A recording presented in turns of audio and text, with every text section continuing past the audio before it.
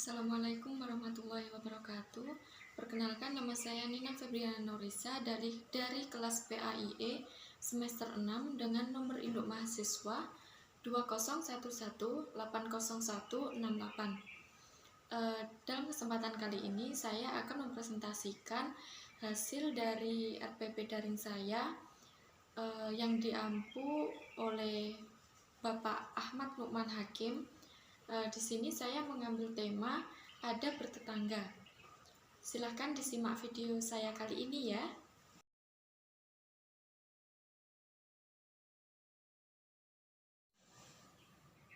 Assalamualaikum warahmatullahi wabarakatuh. Gimana kabarnya hari ini? Ya, semoga kita selalu diberikan lindungan oleh Allah Subhanahu wa Ta'ala. Sebelum kita memulai pembelajaran pada pagi hari ini, marilah kita berdoa terlebih dahulu. Berdoa, mulai. Bismillahirrahmanirrahim. Raditu billahi robba wa bil islami dina wa bi muhammadin nabiyya wa rasula. Rabbi zidni ilma warzuqni fahma. Amin ya rabbal alamin. Minggu yang lalu kita sudah belajar mengenai akhlak terpuji kepada diri kita sendiri. Nah, selanjutnya memasuki materi yang akan kita pelajari pada pagi hari ini. Kita pasti sudah tahu kan bahwa kita sebagai manusia diciptakan oleh Allah sebagai makhluk sosial. Nah, siapa yang tahu makhluk sosial itu apa? Iya, benar sekali. Makhluk sosial adalah makhluk yang membutuhkan orang lain. Kita sebagai manusia tidak bisa hidup sendiri. Kita pasti membutuhkan bantuan orang lain. Dan pada setiap harinya kita selalu berinteraksi dengan orang lain. Sekarang Ibu mau tanya, siapa sih yang kita butuhkan sehari-hari?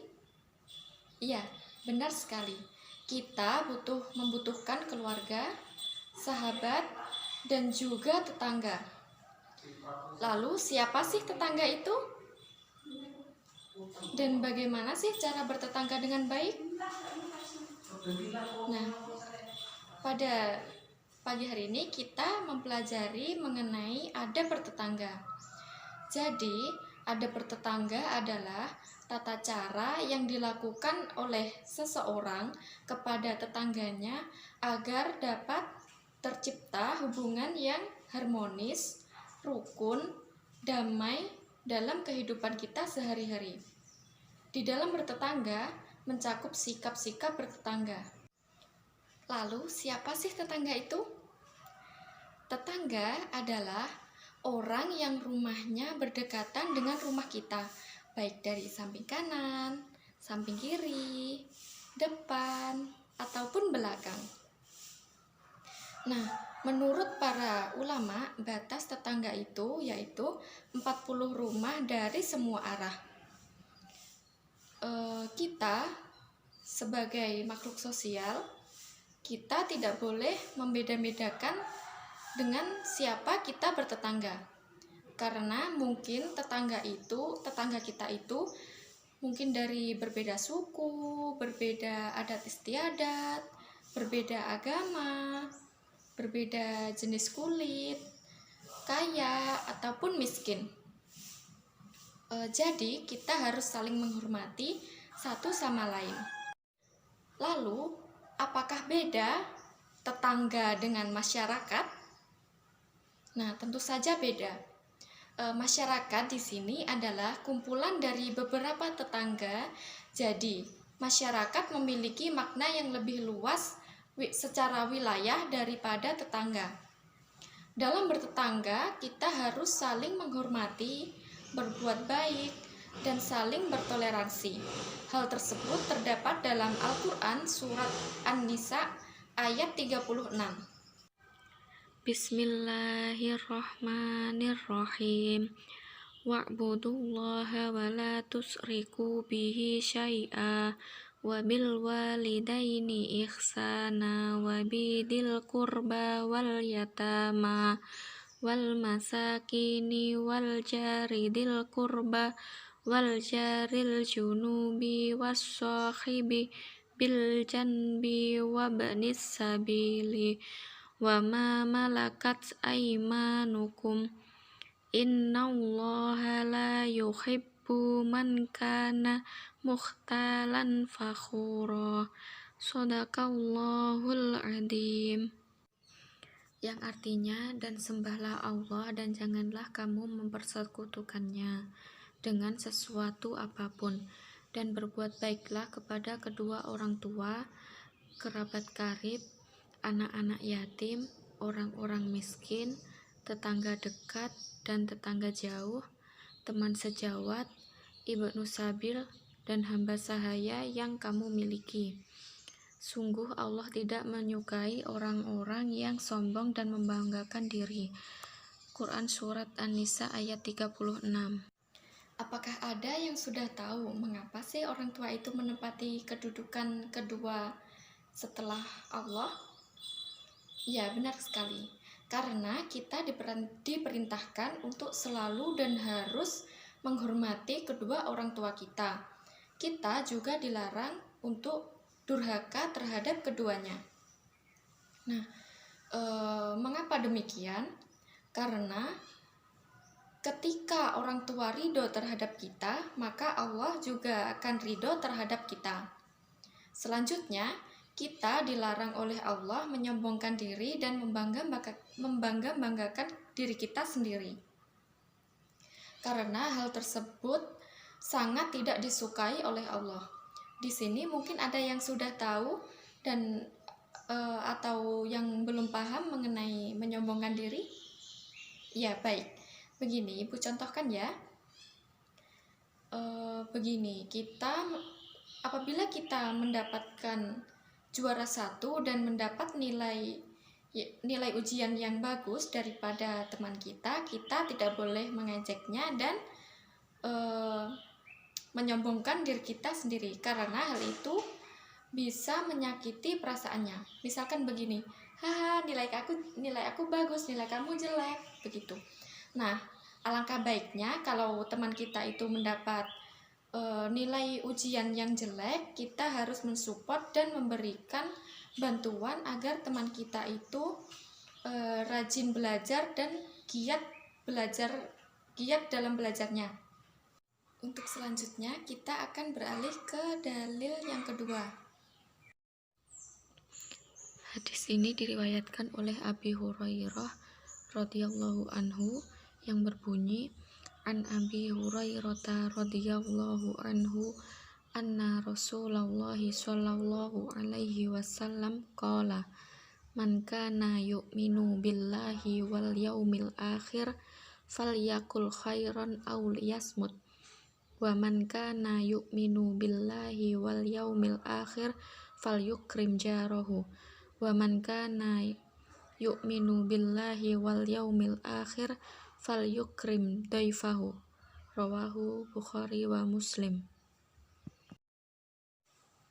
Yang artinya, dari Abu Hurairah radhiyallahu anhu, sesungguhnya Rasulullah shallallahu alaihi wasallam bersabda, siapa yang beriman kepada Allah dan hari akhir, hendaklah ia berkata baik atau diam.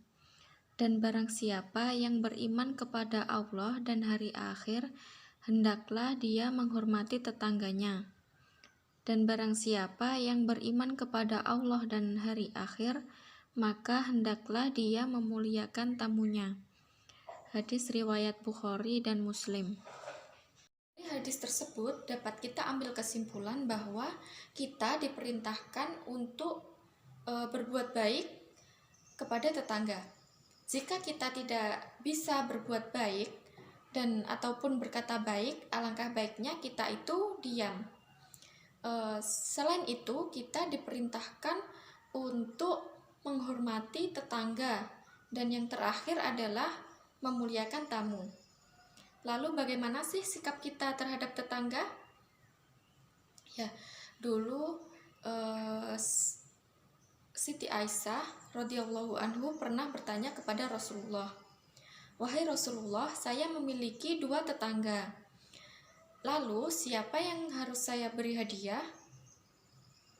Kemudian Rasulullah menjawab, "Berilah kepada tetangga yang pintunya lebih dekat darimu." Nah, dapat disimpulkan bahwa sikap hidup bertetangga adalah yang pertama, memuliakan tetangga bisa dengan memberi hadiah ataupun yang lainnya. Yang kedua, menampakkan wajah yang berseri-seri. Ketika kita bertemu dengan orang lain, alangkah baiknya kita itu menunjukkan wajah kita yang berseri-seri. Kita tidak boleh menunjukkan muka kita yang murung. Untuk sikap bertetangga yang ketiga adalah menolong saat kesulitan.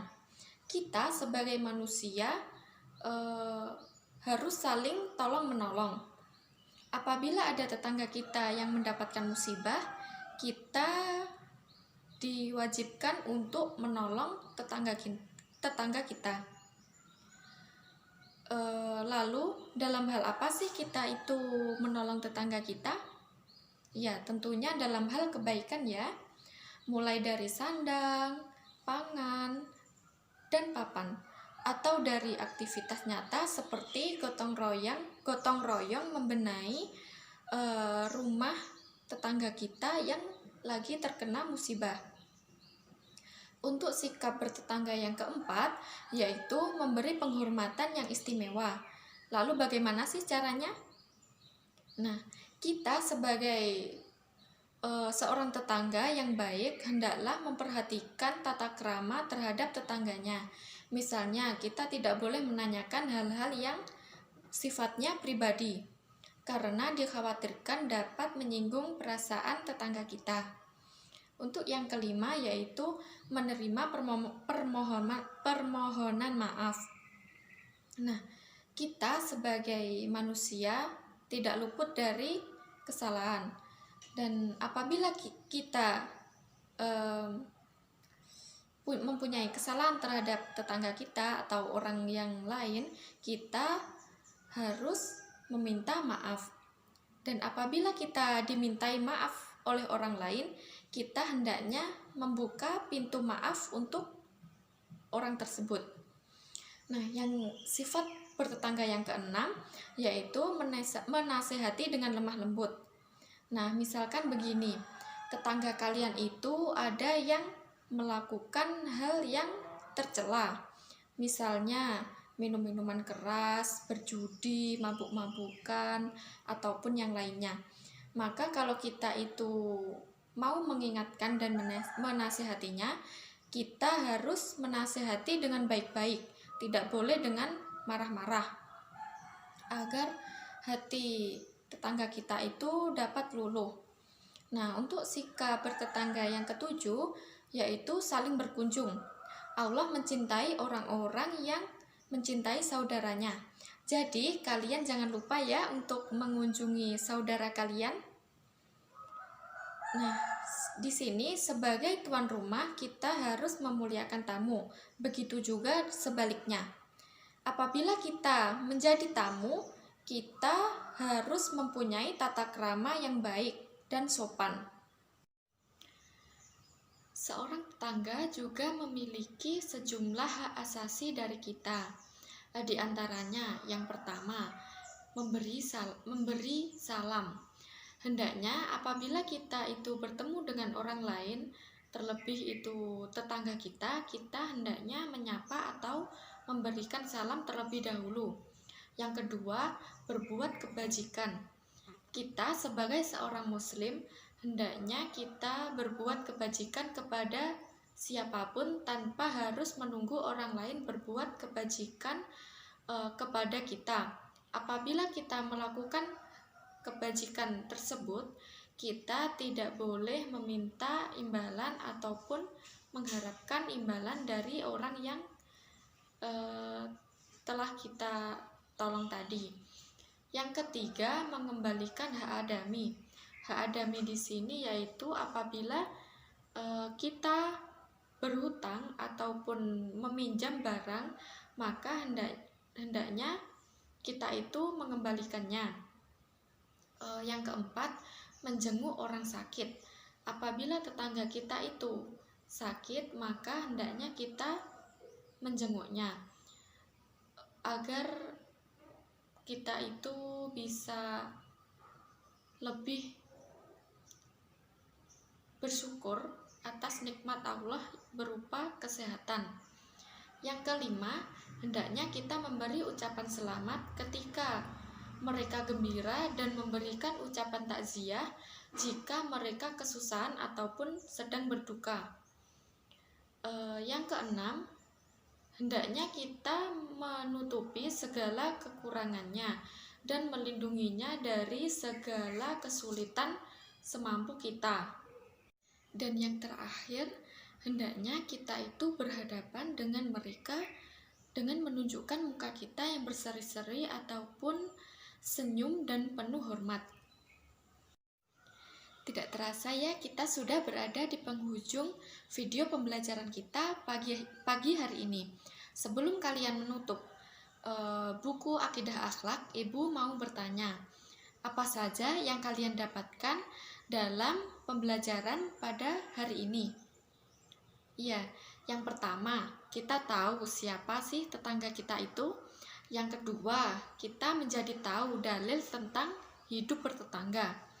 Dan yang ketiga, kita jadi tahu sikap hidup bertetangga dengan yang baik. Dan yang terakhir, kita juga lebih mengetahui hak asasi dari tetangga. Jadi, kesimpulan pembelajaran kali ini, kita harus menghormati, berbuat baik terhadap tetangga kita agar kita mendapatkan keharmonisan dan ketentraman dalam menjalani kehidupan kita sehari-hari. Cukup sekian pembelajaran kita pagi hari ini. Jangan lupa mengisi list absen dan juga